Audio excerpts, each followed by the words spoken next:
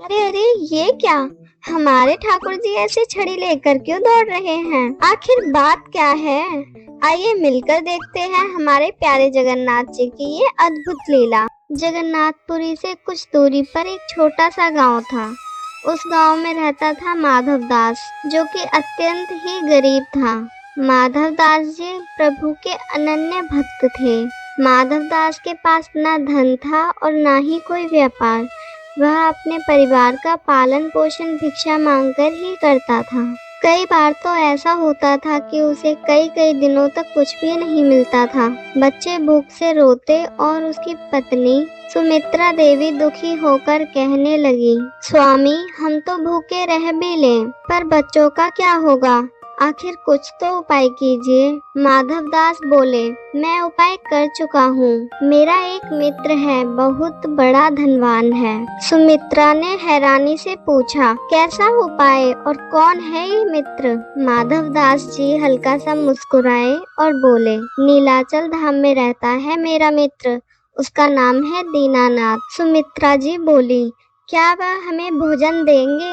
माधव दास जी बोले, हाँ जरूर देंगे, दाल भात छेना रसगुल्ला सब देंगे वो। सुमित्रा खुश हो गई और बोली, तो चलिए उन्हीं के पास चलते हैं। लेकिन माधव दास जी मन ही मन बहुत डरने लगे। वो सोचने लगे, हे प्रभु, मैंने कह तो दिया कि आप मेरे मित्र हैं, लेकिन आप मेरी लाज रख लेना। अगले दिन माधव दास जी अपनी पत्नी और बच्चों को लेकर जगन्नाथपुरी की ओर चल पड़े। रास्ते भर वह कीर्तन करते गए, जय जगन्नाथ जय जगन्नाथ। 5 दिन की भूख प्यास के बाद जब वे पुरी पहुँचे तो दूर से मंदिर की ध्वजा दिखी।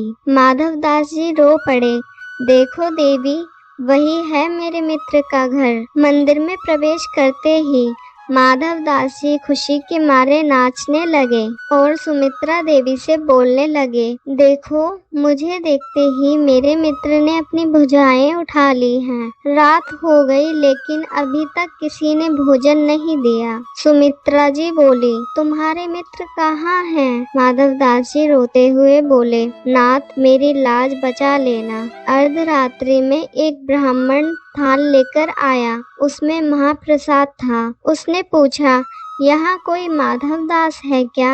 माधव दास कांपते हुए बोला, मैं ही हूँ। ब्राह्मण जी महाप्रसाद की थाली देते हुए बोले, लीजिए, आपके मित्र ने भेजा है ये। माधव दास, उनकी पत्नी और उनके बच्चों ने मिलकर प्रेम से महाप्रसाद खाया। सुबह होते ही माधव दास थाल लौटाने के लिए मंदिर गया। पुजारियों ने उसे चोर समझ लिया और लाठियों से मारने लगे। मार खाते हुए माधव दास नाचने लगे, वारे मेरे मित्र, रात को प्रसाद खिलाते हो और सुबह लाठियां पड़वाते हो। उसी रात पुरी के राजा राजदेव को स्वप्न आया। भगवान जगन्नाथ जी बोले, माधव दास मेरा मित्र है, उसे मत मारो। राजा तुरंत मंदिर पहुंचा और वहां सबको रोक दिया। माधव दास जी रोते हुए मंदिर से भागने लगे। हे प्रभु, मैं आपको बदनाम कर बैठा, अब मैं यहाँ बिल्कुल नहीं रहूंगा। तभी एक अद्भुत दृश्य हुआ। लोगों ने देखा, स्वयं महाप्रभु जगन्नाथ हाथ में छड़ी लेकर माधव दास के पीछे दौड़ रहे हैं और बोल रहे हैं, अरे मित्र, कहाँ जा रहे हो?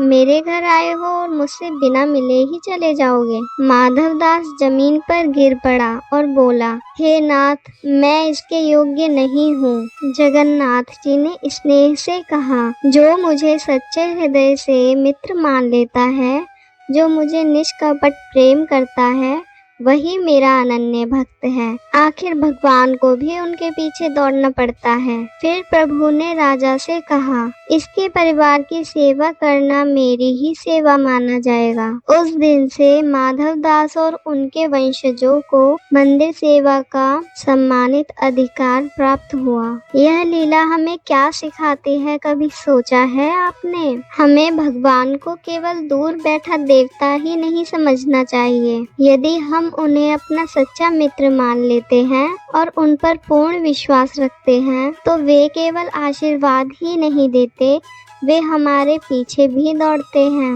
तो जगन्नाथ जी की ये कहानी आपको पसंद आई हो तो लाइक शेयर जरूर करें और जगन्नाथ जी की ऐसी ही और लीलाएं देखने के लिए इस चैनल को जरूर सब्सक्राइब करें। जय जगन्नाथ।